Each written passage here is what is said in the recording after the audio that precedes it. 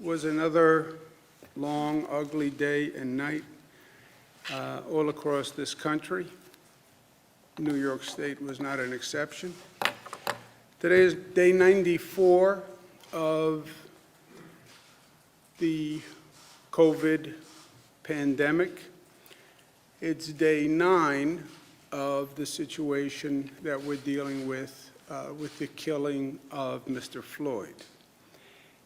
And it's the first time that we've spoken about these two situations that we're dealing with now at the same time. And I think at this moment of confusion and unrest, the smartest thing is to take a step back and let's gain a little perspective. And let's just talk as people about this situation. I do a lot of reading, always have, about leadership in a crisis, especially government leadership in a crisis. When is government most important? It's most important at a time of crisis, day in and day out. It does what it does, sometimes better, sometimes worse. But when it really matters is in the middle of a crisis. Now, it depends on what type of crisis we have. Some crises government can take care of on its own. Some crises I can take care of on my own, operational crises, internal crises. But the really difficult ones are the social crises, where it's not really about government. It's really about society, and it's really about people. And people have to handle the crisis. Those are the ones that really test not just the capacity of government, the ability of government, the leadership of government, but they also test who we are as a people and how we respond as a people. My strategy has been in this COVID crisis always, you go to the people, you use the people. It's about them. They are the solution. So you inform the people, you give them the facts, you give it to them clearly, you give it to them without opinion, you give them the facts completely so people know you're being 100% open and honest. You then offer a plan after you give the facts, right? During this COVID crisis, I say, here are the facts, and then I say, here's my opinion. I like to think the opinion is based on the facts, but people can agree or disagree. But offer a plan based on those facts, and then ask for support of the plan. That's what I've always done. That's what we've done during this COVID crisis, which frankly has worked very well for this state. You look at the progress we have made, it's breathtaking how far we've come and how fast we've come. This situation, we have multiple crises that are colliding, and that creates confusion and disorientation, and that's where we are now. We have the COVID crisis that is still going on. At the same time, we have a new crisis, which is the civil unrest from the murder of Mr. Floyd. I believe that's what it was. I believe it was a murder. And then to further compound the situation, you have an environment that is racially charged and politically charged.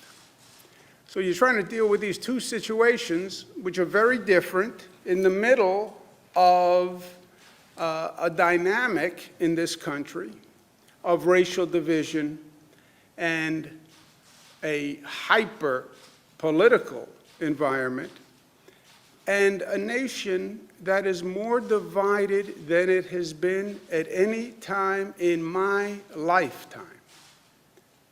Just a basic division in this country. So what do? We first take a step back, gain some perspective, and separate the issues. Separate the issues. You want to solve a problem? Let's understand what we're trying to solve for first. COVID-19, let's take that issue and pull it out. On the COVID-19 issue, day 94, we have more good news today. Number of hospitalizations are down. Number of new COVID cases walking in the door is at an all-time low, 154. 154. Congratulations to the people of the state of New York. Look at what you did. Look at the progress you made. God bless you. Number of deaths, just about as low as we have seen it. The numbers, again, are not 100% accurate given the system, but you see the overall direction. So we're doing very, very well when it comes to dealing with the COVID-19 crisis. Buffalo enters phase 2 today. Western New York, Capital District should enter phase 2 tomorrow. All the numbers indicate that. Our experts are going over the numbers, but there's no reason to believe that the Capital District doesn't go into phase 2 tomorrow, and I fully plan to affirm that later this afternoon. But Capital Region will go into phase 2. New York City is on track in the midst of all of this to open phase 1 next Monday. Summer day camps are going to open on June 29th. We're still reviewing the situation with sleepaway camps. So that's the COVID situation. That's going very well. Civil unrest post Mr. Floyd's killing. That's also a complex situation with a number of levels. You have protesters who are outraged at what has happened, and you have criminal activity, looting, extremist groups who are using this moment for their own purposes and exploiting this movement and moment. Two very different things. On the protesters, they're outraged. And by the way, I agree with them. What happened to Mr. Floyd was a disgrace. It was repugnant to America. It was repugnant to any good policing perspective or strategy or approach. And it's not just Mr. Floyd. This was not an isolated instance. It goes back to Rodney King and Amadou Diallo and Abner Louima and Eric Garner and cases just like it all across this country. And at one point, enough is enough, and people say, I can't believe this is still going on after all of this time. Rightful outrage. And by and large, the protesters have been peaceful. They're upset, they're angry, yes, but they have not been violent. They have been peaceful protests. And what do they want? They want overdue reforms. They want reforms that should have been done 30, 40, 50 years ago. They want America to be better. I don't believe we've yet specified an agenda, but you know the agenda forward. You know what we should learn from Mr. Floyd's murder. So he did not die in vain.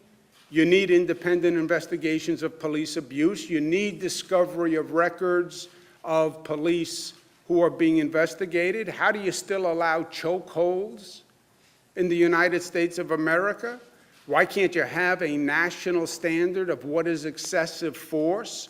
And I think the justice agenda should even go forward, because it's not just about police abuse. There's injustice in housing, there's injustice in health care, there's injustice in unemployment, there's injustice in income distribution, there's injustice in education. I would make education equity part of that agenda. I would make child poverty part of that agenda. And I wouldn't wait for next year. I think that Congress should pass those laws now. That's all outrage at what happened at Mr. Floyd's killing, and how do we learn and move forward and reform, and that's what the protesters are talking about, and that is what this nation is all about. The right to protest, the right to air grievances, and the right to raise issues so government responds. That's one situation. There's a totally different situation that has nothing to do with the protesters. People see this moment and they exploit it. And that is criminal activity, and that is looting. That is people breaking store windows, going in and stealing. That's called criminal activity. They have no right to wrap themselves in the flag of righteous indignation of Mr. Floyd's murder. They demean Mr. Floyd's murder by using this as an opportunity for criminal activity. And that's what they're doing. They're opportunists who are seizing and exploiting the moment. New York City was looted. It was looted yesterday. In Manhattan, middle of Manhattan, also in communities of color, in the Bronx and in Brooklyn, where we've spent years doing economic development in distressed communities, and these looters destroyed businesses that were essential to the community and the very people we're trying to help. That is a very different situation. The police must stop the looting and the criminal activity. That is the essence of the police force. They are supposed to protect the community, protect the property. They did not do that in New York City last night. They did not do that in New York City last night. And I am disappointed and outraged at what happened in New York City last night. Those looters, that criminal activity hurt everyone. In the communities of the protesters, which are the communities that tend to be the poorest communities in New York City. And the police in New York City were not effective at doing their job last night, period. They have to do a better job. But separate the protesters from the looting. They are two very different situations with two very different responses, two very different motivations. They're different people, different issues. There is no comparison between those two. The looting, the criminal activity, must be stopped immediately. Period. Especially in New York City. We've had activity all across the state, all manageable, except in New York City. Now, from the state's point of view, I have offered all the mayors of the cities support, state police support, or National Guard, or both. We have 13,000 National Guard who are on standby, who can be deployed. We have the state police mobilized all across the state. They can be deployed anywhere in the state. State police are working with many cities in upstate New York. New York City has said they don't want or need the National Guard, which would be a large-scale support network that we could bring to New York City. Most cities have enacted a curfew. The purpose of their curfew is to help the police deal with the looters. The curfew is not about the protesters, as I said. Most of the protesters have been peaceful. They have been nonviolent. The curfew is not to harass protesters, is not to harass law-abiding citizens. The curfews are designed to help the police deal with the looters. New York City had a curfew last night. Obviously, it wasn't enough to help deal with the looters. The other cities also have curfews, different times, different durations, all set locally by the mayors across the state. But what's happening in this environment, with all the politics, with all the anger and rage, all these issues are getting blurred. COVID-19 is one issue. the outrage over Mr. Floyd's murder is another issue. The protesters are one issue. Looters are a totally different issue. We can't blur the line between these problems. Otherwise, you wind up solving nothing because one is blurring into the other. The protesters are separate from the looters. We have this hyper-political moment. We're in the middle of an election season, so everybody's playing politics. And a lot of people want to say, the looters are the protesters. They're one. They're all criminals. No, they're not. No, they're not. It's because you don't want to address the Mr. Floyd murder. So it's convenient to say they're all looters. They're not all looters. They're Americans who are outraged at what happened to Mr. Floyd. That's who they are. There's racial tension in this country.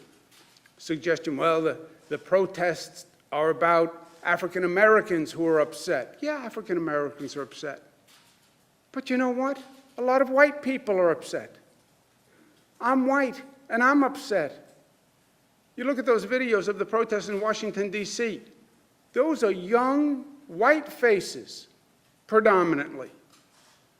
This is not a racial issue in that only African Americans are upset. This is anyone who saw that video is upset. Anyone. Don't make this a racial issue, and don't make it a political issue. And don't blur the lines for your political purposes. To the protesters, for tonight, I ask them to be calm, be peaceful, so the police don't have to spend a lot of time with the protesters, and the police can do their job with the looting and the criminal activity. I also remind the protesters that their point is very important, and their outrage is justified. But keep in mind, during this moment, when you're going out to protest, we're still in the middle of the COVID pandemic. We're just reopening Western New York. We're just reopening the Capital District. We're going to reopen New York City this coming Monday. Yes, protest. Yes, express your outrage. But be responsible, because the last thing we want to do is see a spike in the number of COVID cases. And that is one of the complications of these compounding crises. I know a lot of the protesters are so annoyed they don't want to hear about COVID anymore. COVID is yesterday's news. No, COVID is still a problem. And COVID still kills also. So be mindful and respectful of that. But look, it is a tough moment. There is no doubt. But there's also no doubt that we have gone through many tough moments in this state and in this country. And we've gone through many long nights, and we've dealt with many problems. We've dealt with this COVID virus, which frankly is one of the most frightening challenges that we have confronted. And we have a lot to do. And we have a lot to do at the same time. Address the righteous outrage at Mr. Floyd's murder. Yes. With a real reform agenda. Yes. Do it now. Yes. When does change come in society? Change comes when the people are mobilized and outraged. That's when change comes. That's when we passed gun safety in this state. That's when we passed marriage equality in this state. That's what happened in this nation after the Triangle Shirtwaist Factory fire. That's what happened after the Great Depression. Those are the moments of great change. And this can be a moment of great change. And seize the moment. At the same time, we have to heal the divisions. We're not black and white. We're Americans. We're not Democrats and Republicans. We're Americans. You're not going to address these challenges if you keep dividing. It's not going to happen. At the same time, we have to protect our community and property. The looting, the criminal activity has to be stopped. Police have to do their job, and we have to help the police do their job. And at the same time, we still have to stop the spread of COVID-19. Wow. All those things at the same time. Yes. Yes. All separate issues, all difficult, but also all doable. Just gain some perspective, separate the issues, deal with each one, keep the politics and the ugliness and the racism out of it. Use this. We're going to do it because we've done it before and because that's what it means to be New York tough, right? Smart, keep your perspective, separate the issues, deal with the facts. Let's deal with facts, okay? Not hyperbole, not rhetoric, not showmanship, not photo opportunities. Facts. Give me the facts. Let's be united. Don't use this moment with all these problems to play your politics. Don't do it. Don't use this moment when people are scared and people are angry and be divisive. Don't play to the fear. Don't do that. Not when the nation is on this precarious edge. Don't do that. That's the one weak spot for this nation always. E pluribus unum, we just put it on our state seal. Out of many, one. The enduring promise, the continuing challenge. How do you do it? We're not black and white. We're not Democratic and Republican. We're not urban and rural. We're America. Stay united. Stay disciplined. And stay loving. You need the most love when things are the most difficult. And that's where we are today. Karen? Governor, you said the National Guard is on standby. This time I did hear what you said. Are you recommending that they come in to help the police in New York City? And secondly, how is that different than what President Trump said yesterday about having the U.S. military come into states? Yeah, I think what the president was saying was he believes there should be a militarization of the police, in essence. Use the military police. That's what he did in Washington, D.C. He brought in the military to be the police. He, first time in probably over a century, where you've used the American military against the American people. My option as governor, we have the National Guard.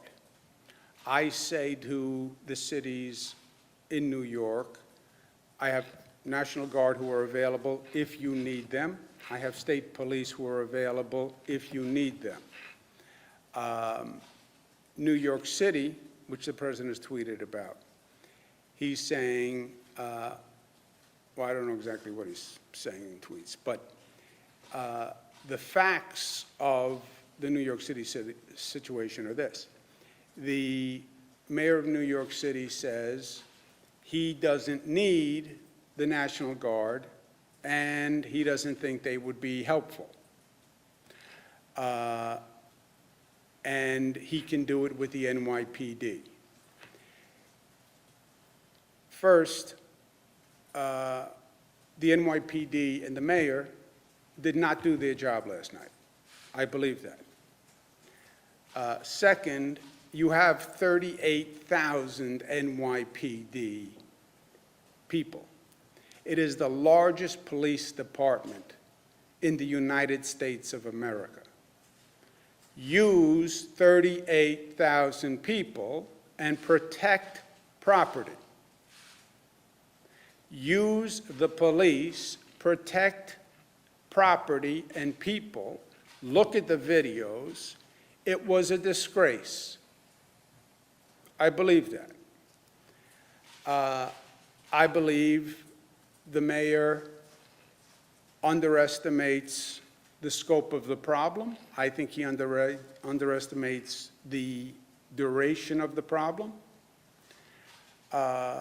And I don't think they've used enough police to address the situation, because it's inarguable, but that it was not addressed last night, right? So, facts, okay? This is a glass of water. This is not a glass of milk. It's a fact. There's still facts in life. What happened in New York City was inexcusable.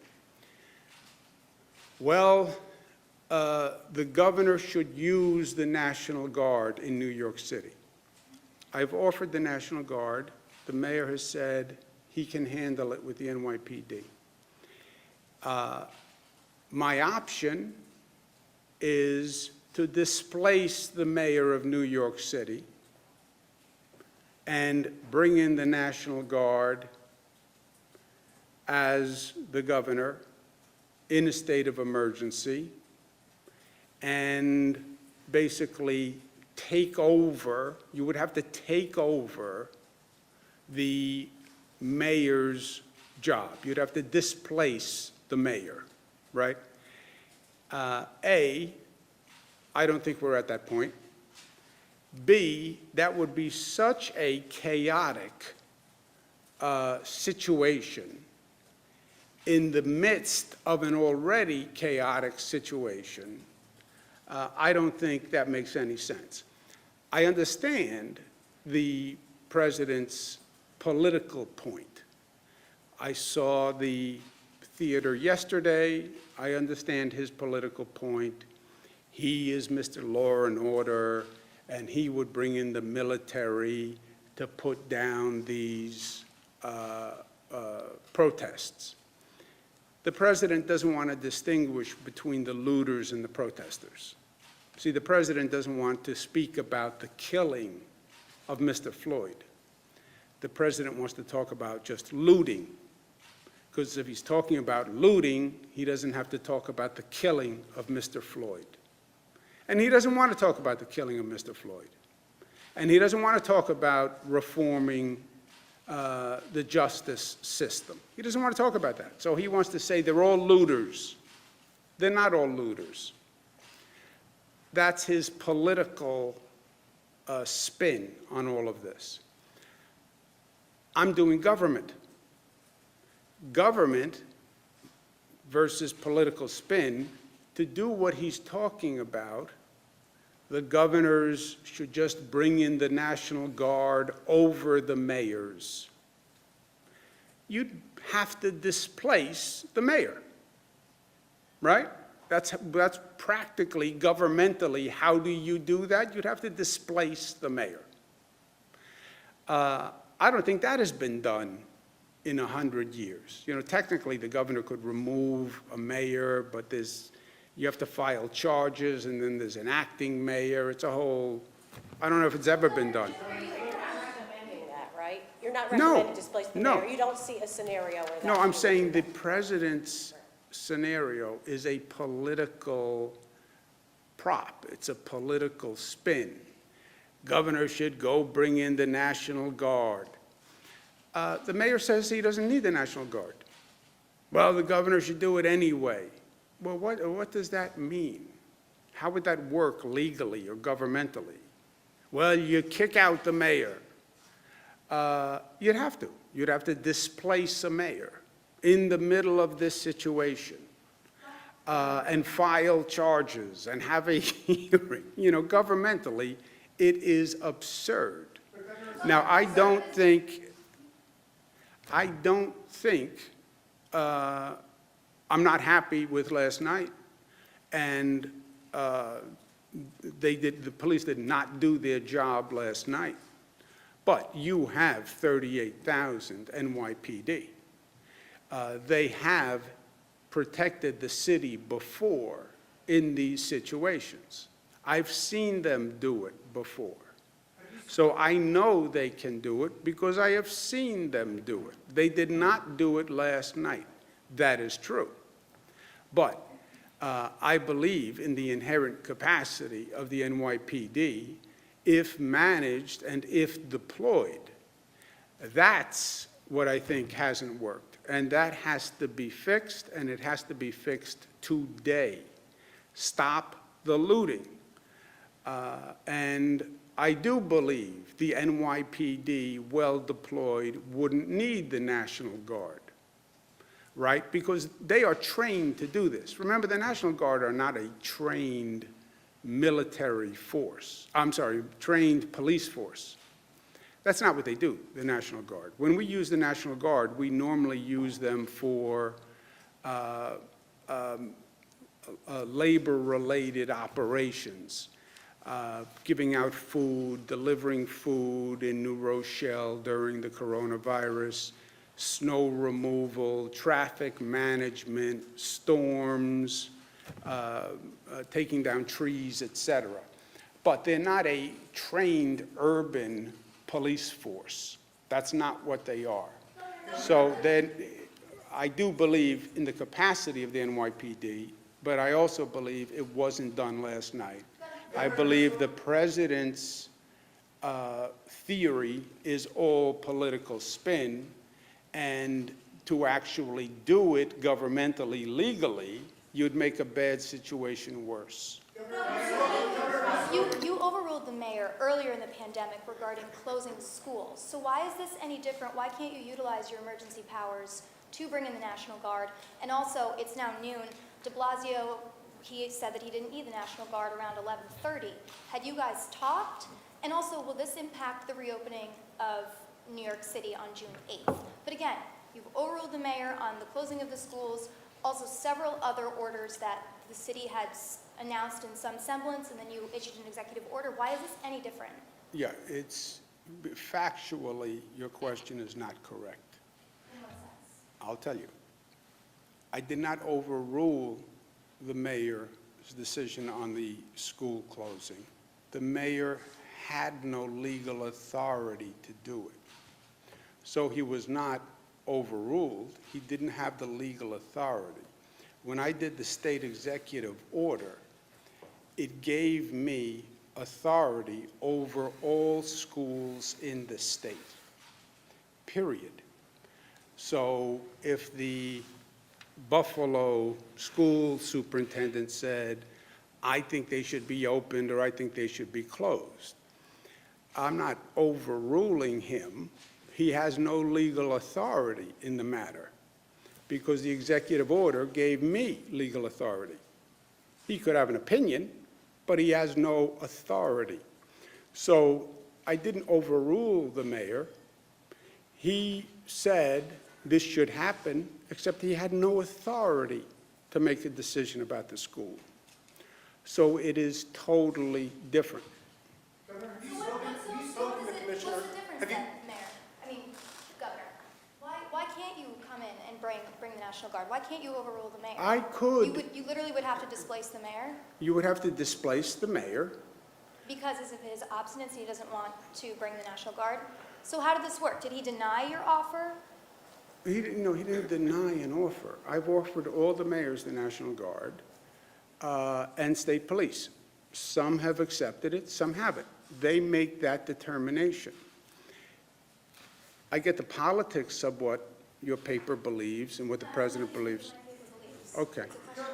So I get the politics and philosophy of your paper and the president, but governmentally, how would that work? You can't have two police forces. Governor sends in the National Guard, that's one police force, and then you have the NYPD, that's a second police force. That's called chaos and mayhem, and people get hurt. There has to be one police force that's managed. So you legally, yes, can you displace a mayor? yes, a mayor can be removed. It has not happened. I can't find the precedent. But theoretically, it is legally possible. It is a bizarre thing to try to do in this situation. I think would only make would make a bad situation worse. Also, I don't think it's necessary because I believe the NYPD can do this because the NYPD has done this. They have done numerous rioting situations in New York City and numerous looting situations in New York City and very difficult racial situations in New York City. You know, I'm older than you guys, but if you look back, you can Google this. They've gone through Crown Heights. They've gone through a lot of very difficult situations. The NYPD is like 5 times the size of any other police department. They're huge, 38,000. I think Los Angeles has something like 8,000 police officers. I mean, NYPD is a huge organization. I believe they can do it. They have to be told to do it. They have to be given the confidence and the support to do it. They have to be directed to do it. You know, police officers want to know that they're supported and they know what the mission is, and they're going to be supported in doing it, but I believe they can do it. Have you requested to send National Guard members to DC? Have you spoken to Commissioner Shea? Have you made your displeasure known to him? I have not spoken to him today. I spoke to them yesterday. And when you say do your job, that's a broad mandate. What would you like to see? Do you want to see more cops in the street? And could we open this up to the state police? What sort of law enforcement methods are they not performing that you would like to see them perform? I think, look, I've seen, again, do your job. Do what you've done in the past. You know how you stopped looting in the past and how you stopped rioting in the past? Do that again.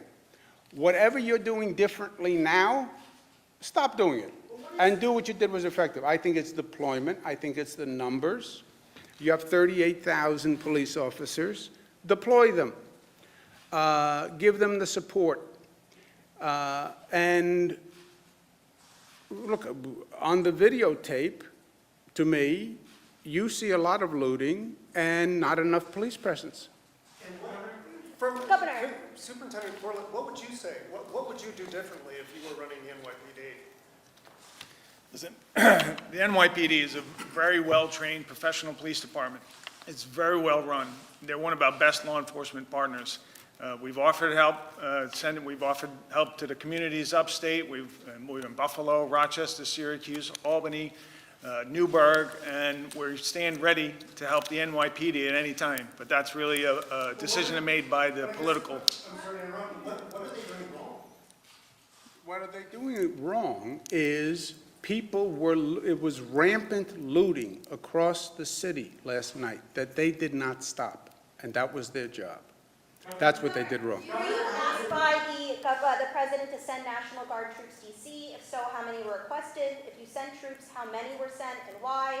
If you denied the request, why was that decision? We have the National Guard in this state on standby if we need them in this state. And we're not in a position at this point to offer National Guard assistance to any place outside of the state because we may need them. Were you asked by the president to do so? I don't know what requests they've gotten, but I can tell you this. I wouldn't grant any request to send National Guard out of the state at this time because I want them in this state in case we need them. The nation's Medicare chief says that New York State did not follow federal protocol when COVID patients were sent back to nursing homes. Do you have a response to that assertion? Say that again? The nation's Medicare chief, Seema Verma, says New York State did not follow federal guidelines in releasing COVID patients back to the nursing homes. Yeah, I think that's exactly wrong. We've read you the federal regulations before. I don't have them with me. Do you know what this is Yeah, about? it's just wrong, and this is not a question of opinion, and I know that there's a lot of politics going on behind the scenes in Washington right now on the COVID response, but there are words written down on a piece of paper, and you can read them yourself. I read them in a prior press briefing. I know they're hanging their hat on saying, but they said that you have to make sure that the nursing homes are able to accept the patients and properly care for them. That's Title 10 of the New York State Code Rules and Regulations that governs administration of nursing homes. It says that plainly. Nursing homes can only accept nursing home patients that they can properly care for, and in this instance, it meant being able to cohort patients, properly have PPE, et cetera. So it's just not true. But I can give you, again, the piece of paper that has the March 13th order written on it from CMS. Looking on the COVID thing, I have worked very hard all through the COVID thing. You know, let's take a step back. We're dealing with the Greg Floyd murder in a hyper-political environment. We were dealing with COVID in a hyper-political environment, right? The hyper-political environment didn't just start. I worked very hard to stay away from the politics. I worked very hard to work with the president to do the best for New York, right? And I've said in this room 57 times, I'm not going to engage in politics. I said that politically about myself, about what I was thinking. Maybe he's going to run for this, maybe he's going to run for that. That would then hurt my credibility. They want to politicize the COVID handling between Democratic and Republican politics. That's what they're trying to do. That's what they're trying to do with the nursing home issue. They're trying to politicize it. I will not do it. Read words, because there are still facts. What they often try to do in the political environment is just blur facts. Just throw a lot of facts, and then you don't know what anyone is saying. So you just go with the party alliance because you don't believe anyone. Look at the facts. The federal guidance, excuse me a second, WRGB. Look at the federal guidance, read that, read the state guidance, and you will see they are the same. Don't discriminate, but the nursing home has to be in a position to accept the person. Criticism that your state agencies, specifically state police and docs, have regularly used 50A to shield disciplinary records from the public. And secondly, what do you mean by reform to the 50A statute? I will sign any 50A reform bill the legislature sends me. And how would you respond to criticisms that your agencies have regularly used? Change the law. The law is the law. You want to live by a different law, change the law. Let's take one more. Dan? Full repeal of 50A, the legislature is going to be back this coming week. If they just strike out the language altogether, making disciplinary records available at any time, not just when police are under investigation, would you sign that bill? I will sign, I believe 50A has to be repealed. First of all, I don't believe 50A ever stopped a local government from releasing disciplinary records. For example, New York City used to release the disciplinary records, and 50A was in place, and they released the records. Well, how did you do that if 50A was in place? Because 50A doesn't stop a locality from releasing the records. That's why New York City did it.